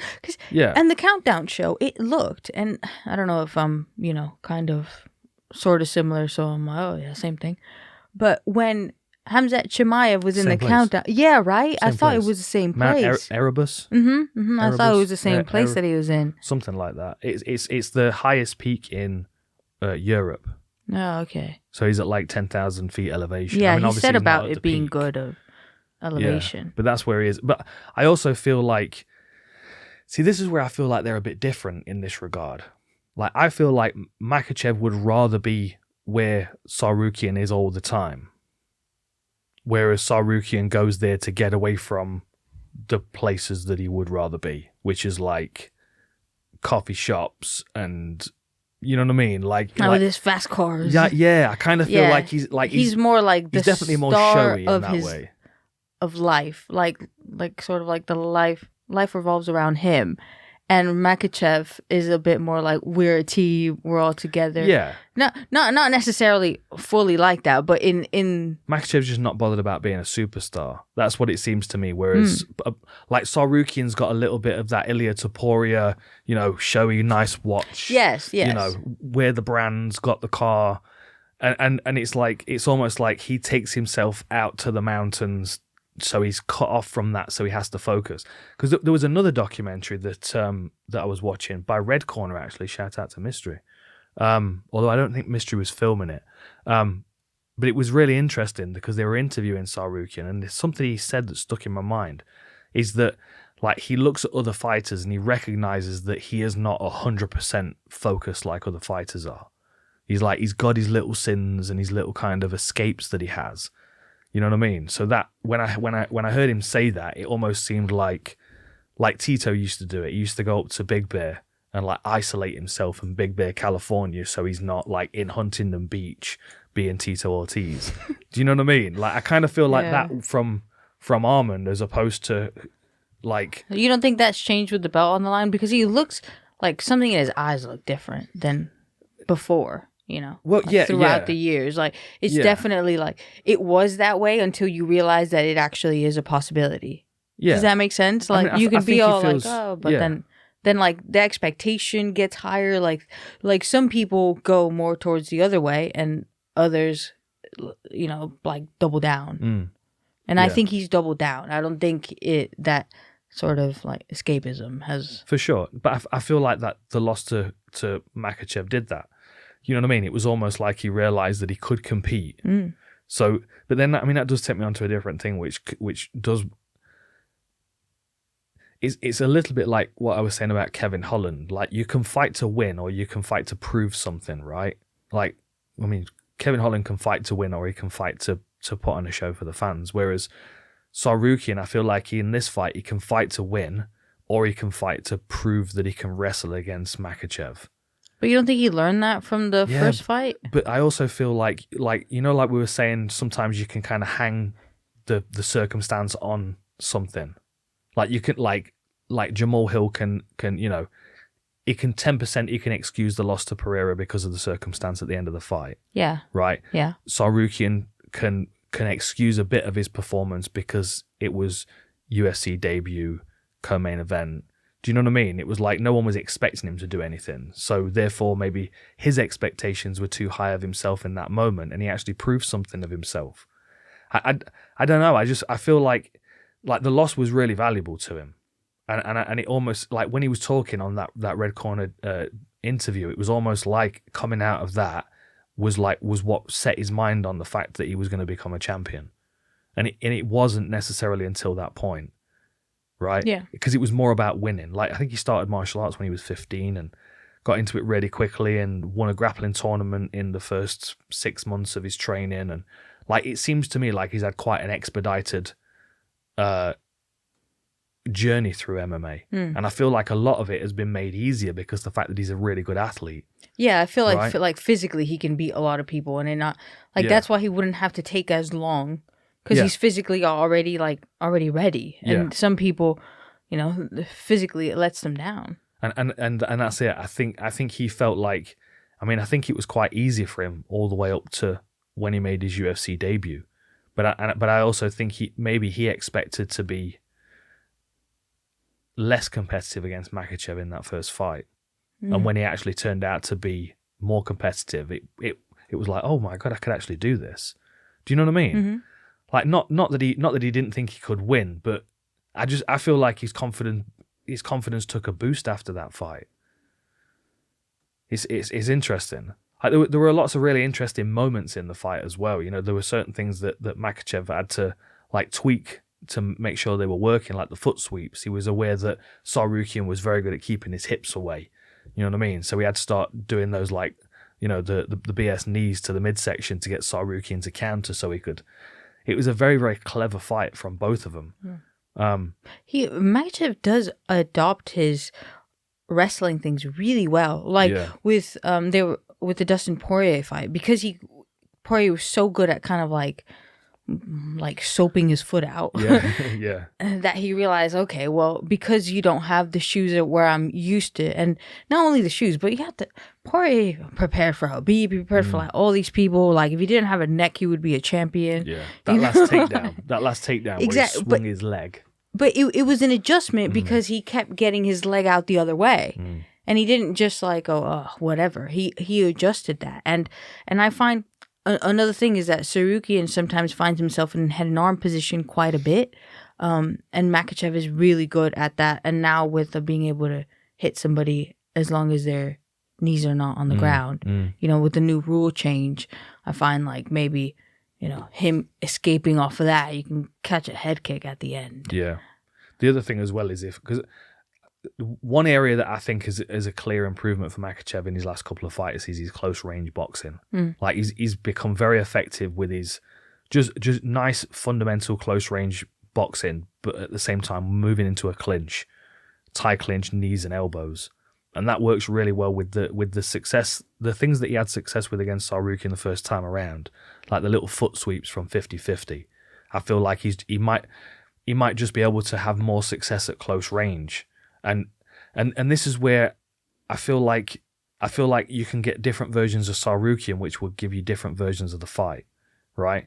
Goes back to what I was saying. If he's fighting to win, he's going to play long-range kicking game to just inside the clinch and back out again. And he's not going to stay in the clinch with Makhachev. He's not going to get trapped up against the fence or taken down. That's the smart thing for him to do, right? Because his wrestling's good enough to be competitive. It's just not good enough to win. Right, so I think if he can use his wrestling to keep it in his long range, then he can force Makhachev to keep trying to walk him down and walk onto kicks to punches, or knees to punches like he did against Dariush, right? But then, again, and I'm taking this from something he said in one of his interviews, he's not studying Makhachev's wrestling because he knows that his wrestling is good enough. He's working his own wrestling. I just feel like there's something about his mentality right now, and maybe the reason why he's not ready to be the champion is because he won't necessarily do the right thing to win. He'll do the thing that he feels forced to prove that he can out wrestle Makhachev. I feel like he might try and offensively wrestle and waste energy doing it instead of using his energy to keep the game kicking. It's almost like, you said something the other day and it stuck in my mind about you're trying to like bait someone into standing with you. Like you were talking about one fighter and another, right? It was like the split or steal game. Yeah, right. Where you have like 100,000 and you have to convince the other person, like, let's split. No, we're going to split. And then they go and like one person steals and they take all the money. It's like, you took me down. And exactly that, right? But Makhachev knows that he doesn't win this at kicking range, right? So there's no way that Makhachev's going to go, well, he's really good at kicking, so I'm going to prove I'm better at kicking. Makhachev's going to go, well, he's got good kicks, so I'm going to work into boxing range, I'm going to clinch him, I'm going to take him down, I'm going to maul him from top position and then submit him, right? There's no question in Makhachev's mind that, well, that's what he's good at, so maybe I'll try and prove myself there. Like, Tsarukyan's got a little bit of that John Jones in him, where he's like, all right, okay, well, you're good at tie clinch, well, let me show you my tie clinch, you know? And I don't know whether the confidence that he got from their first fight, the fact that he was competitive in the wrestling, has given him like a skewed confidence going into this next one, where he's like, right, not only am I going to beat him, but I'm going to out-wrestle him. Almost like he's trying to strive for Khabib's approval or something like that. Because I think ultimately, if he could, he would be part of that team. Yeah. You know, I think if he had the opportunity to join that team, he would love it more than anything else. So I think that might also change the way that he approaches the fight.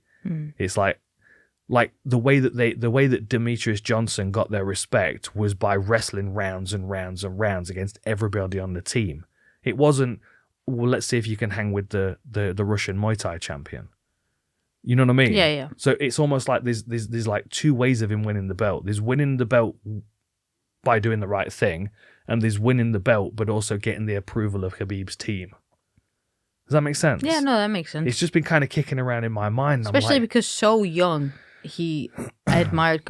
Well, it was like I was saying earlier, like Khabib, it was him introducing this wrestling style where people, you know, like that region plus the style, plus everything. Like he kind of opened the door to all of that. Yeah. And that carries weight, you know, and I think that could potentially, if this was somebody else, he would do what he would need to do to win the fight. But it's because it's Makhachev and Khabib's going to be in the corner. And I feel like, Well, if you look at the way, for example, Makhachev fought, I don't know if it was like Oliveira or maybe it was Volkanovski the first fight, like the atmosphere around.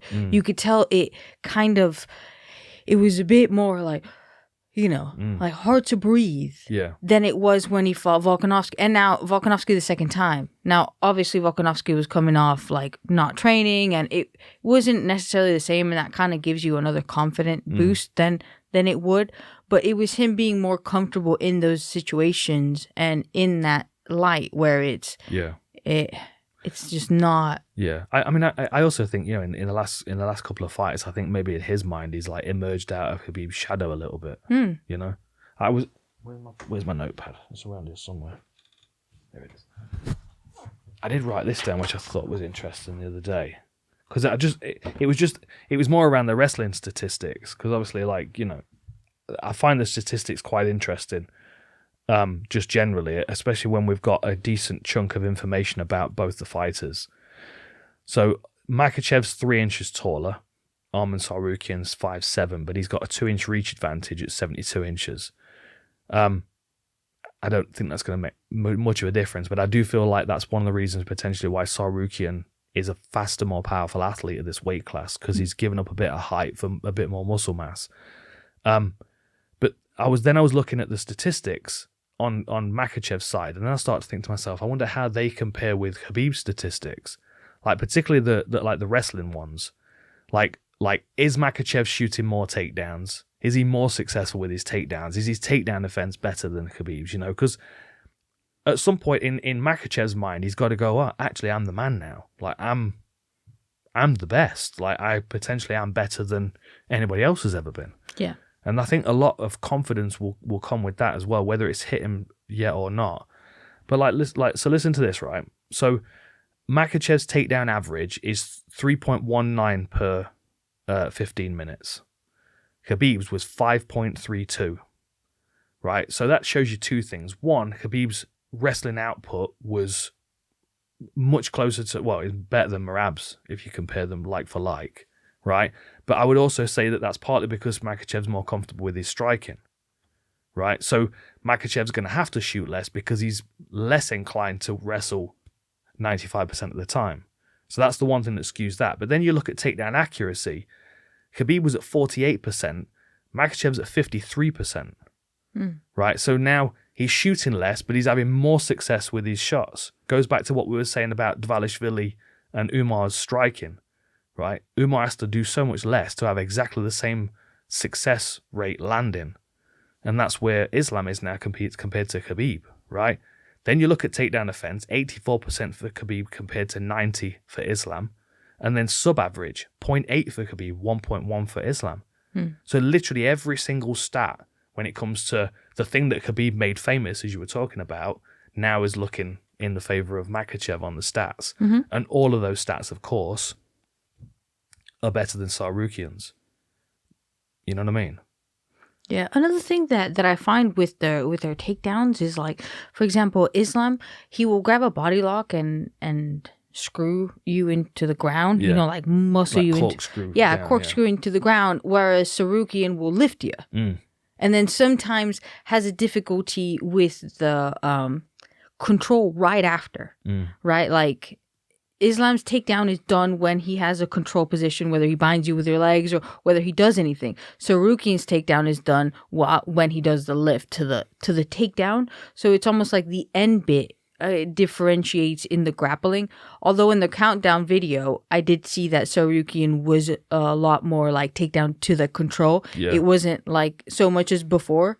So that might be a shift that he has in his game that he realizes is the thing that he needs. But that's something that I kind of noticed is better energy conservation on Makhachev's side in terms of takedown, as well as immediate going to control instead of the takedown being it. It's kind of like when you do a combo, and it's like the combo doesn't finish once you throw the last punch or the last kick. It finishes when you are at a safe range in your guard, and then, you know, you restart, because if not, it creates kind of bad habits that at such a high level, then it becomes to be a problem, and it's those little mini seconds where you were on the offense that you're now on the defense, and things aren't going your way anymore.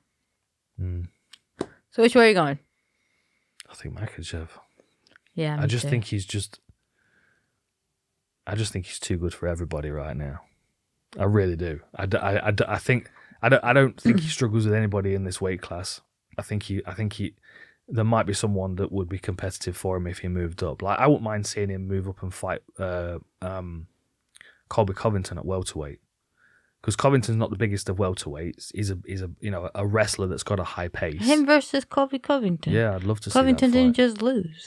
Yeah, but I'm not. But I don't really mind too much when I'm looking at skill for skill, and plus people moving weight classes. Yeah, but Covington's like on the descending bit, and Makhachev is like on the rising bit. Yeah, which is exactly why they would probably make that matchup, because that's what they do. You know, like Nate Diaz. I find this like.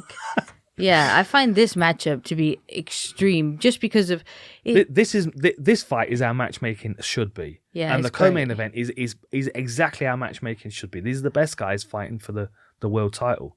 I love that. Yeah. But if Makhachev at some point, and I do think he will move up to welterweight. I mean, he's big for this weight class.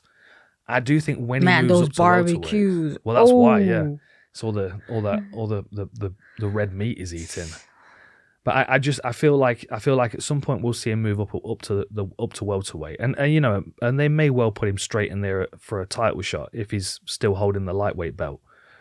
But you know, I don't know whether maybe he'll start to struggle to make weight a little bit at lightweight, especially because he's got to make 155 because he's the champ. Yeah. But so by what decision, submission, knockout? I think a decision. I do think that the championship rounds are going to be the difference maker, because that's something else I feel like Islam is better at. He's better at pacing himself for 25 minutes. Like Tsarukyan's he's only been distance over 5 rounds once, if I remember right, and that was a loss to Gamrot. Mm-hmm. Is that right? Lost to Gamrot? Yeah, he lost to Gamrot. Yeah, I know. Yeah, but that's the only time he's been 5 rounds, isn't it? All of his other fights have been. Yeah, he just fought for 3 fights against Oliveira. Yeah. That's the only time he's been 5 rounds. So, that's the other thing as well, is like the reason why Gamrot won that fight, in my opinion, and we watched these together, didn't we? Mm-hmm. The reason why I feel like Gamrot had the advantage was because of his experience in KSW doing 5-round fights. Yes. You know, like he is like the consummate professional, Mateusz Gamrot. And he knows how to prepare himself for 5 rounds. He knows how to pace himself over 5 rounds. Like you go back to his title defenses. I mean, how many has he got? A bunch, and a couple who went 5 rounds. So that's another thing as well for Tsarukyan, is like, if ego plays into it, if he feels like he has to prove his wrestling as well as win the belt, that might be additional energy that he's wasting in the early rounds. But I think it's going to be a real fun, energetic matchup for the first sort of 10 minutes, until then you start to see Makhachev just to creep ahead of him, winning scrambles, getting the last say on striking exchanges, you know. And the other thing as well with Tsarukyan is, if he can do the right thing and fight at distance and use his kicking game, like people always say, well, you don't want to kick against a good wrestler because you might get taken down, but he's going to be dealing with takedowns anyway, and he's got the leg flexibility to be able to limp leg out and get himself clear. And his ability to throw legs before hands, like he did it to Dariush, but there was somebody else that he did it to as well, where he went kick to punch and then just a clean hook on its own. I'm trying to think who it was now. Oh, we just saw that fight as well. But like, that's another good example of him chaining those attacks together. And if he starts throwing a few kicks and Makhachev's blocking, then he might start to think, oh, I'll grab a hold of this kick. And then he gets a hold of it, then his hands aren't at his face. And then Tsarukyan comes in with something, catches him. Like they're the kind of circumstances where I can see Tsarukyan having some success here. Yeah. But he's got to make the right decisions, and I just feel like there's something in him that wants to. He was the first person to take Makhachev down in his MMA career. I think he would feel, and again I'm really speculating, but this is just based on listening to what he was saying in those interviews. I feel like he feels like he can win the fight everywhere, and I don't think he would feel as accomplished if he won the belt by kicking and moving. Yeah. Because it's Khabib's team. You know that. You know? Yeah. He's still young, isn't he? You know, he's still like I can definitely see him becoming a champion. But I think that difference in his next title fight IQ and maturity is the difference. Like GSP was never going to take any risks because he always was like, well, that's what they're good at. I'm not playing that game. You know, and that is a championship mentality. Same with Demetrius Johnson. We go back, we're kissing Demetrius Johnson's ass today, but like he deserves it because no matter who he was fighting, he always went path of less resistance, right? Maybe that was the reason why people didn't like him as much as necessarily, you know, a John Jones, because he would try and beat people at what they were good at. But that's MMA without the ego, isn't it? You know, is the way that DJ was able to function. And there's something to be said for that. You know, there's still a bias of, you don't want to stand and trade. And like, but that's the ego that's associated, you know, and I think that can be a trap at championship level, especially where people can show their immaturity by banking towards their ego as opposed to their logic. And I think Khabib and the Nurmagomedov name has that effect on a lot of people. Because they want, like, look at Kevin Holland. He was performing for Khabib sitting cage side, you know. I don't know. I feel like that could certainly throw him off, and it's going to take maturity to manage that. So I think Makhachev, and I think a fairly dominant decision. Yeah. Yeah. I think by choke. You reckon? Yeah. Yeah. He either gets him in some sort of darce like he did. Poirier, the way that he didn't go all the way through, so it wasn't like the meat of it that was choking. It was more like disgustingly crushing, which is I think why he got the finish so quickly. He does get taps fast as well, doesn't he? Yeah, but like I felt it like over at Hendo's, right? I felt when people have gone all the way through in some sort of submission where I'm like, yeah. I'll give you the tap, but I would resist if I had to. But and I've been, you know, like when somebody does it the other way, where I've literally felt like it's like Jaramillo's pressure. It feels like your head's gonna pop when he squeezes you. But not only your head's gonna pop, but you're out. Yeah, there's nothing you could do. You're out. Yeah, you know. Well, I mean, Poirier wasn't he? Yeah, he was out. He was like. Yeah. And the DC was like, no, he wasn't. I'm like, he looked pretty out to me. Yeah, he even said it though, didn't he, afterwards? He went up to Makhachev. He was like, right as I tapped, I went out. Yeah. It's that. Yeah. So you're going, so Makhachev defends his belt. Yeah. Fourth round. All right. Well, so let's have a quick rundown just to make sure that we all know where we're at. So you picked Kevin Holland. Yes. I picked Derrida. Yes. Did we both pick Moicano? Yes. Yeah, I think we both picked him by stoppage, didn't we? Yeah. You think Procházka's going to win? Yes. I think Jamal Hill's going to put it on him. Oh, like, because he cocks his head to the side. That's it. Like, That's it. Come on, man. He's ready. He's like, let's go. Yeah. New champion at bantamweight for my pick. Yeah, me too. Yeah. Yeah. And then the lightweight. So 2 belts going back to Khabib's camp potentially. I think so. Yeah. And then we've got Usman Nurmagomedov fighting Paul Hughes in Dubai coming up. Yeah. That could be another title defense for that camp as well. I mean, he's a massive favorite, but I will say Paul looked incredible against AJ McKee. But we'll see. We'll see how that one plays out. It's certainly something to be admired what they're doing at this camp. Really, really enjoying watching any little bits that we get to see of what they're doing. I'm all over it. So awesome. Yeah. Yeah. Very cool. Thanks for joining us. Thanks for welcoming us back into your life and giving us a bit of your time and listening to us rattle on about fights. If you've got any movies from the 90s, late 80s, early 2000s, anything that's going to change Veronica's perspective of when a movie was made, then drop those in the comments below. Imagine if somebody just like comes in, it's like, what are all these comments? They make no sense in regard to the video. Yeah, like, right. what? And give us your picks as well. Like, this is something we really need to be doing. Like, I want to see your 5 picks. We've only done the main card. Give us your 5 picks, method of victory if you want as well, and then a couple of movies to go with it. And then we'll pick it up next time, UFC 312, which will be upon us before we even know it. All right. Thank you very much for your time, V. Thank you very much. Jamie, thank you very much for coming over again. And Outlaw Picks podcast is back. Happy 2025. Make it a good one. Be kind to yourself. Be kind to everybody else. And we'll see you next time. Enjoy the fights.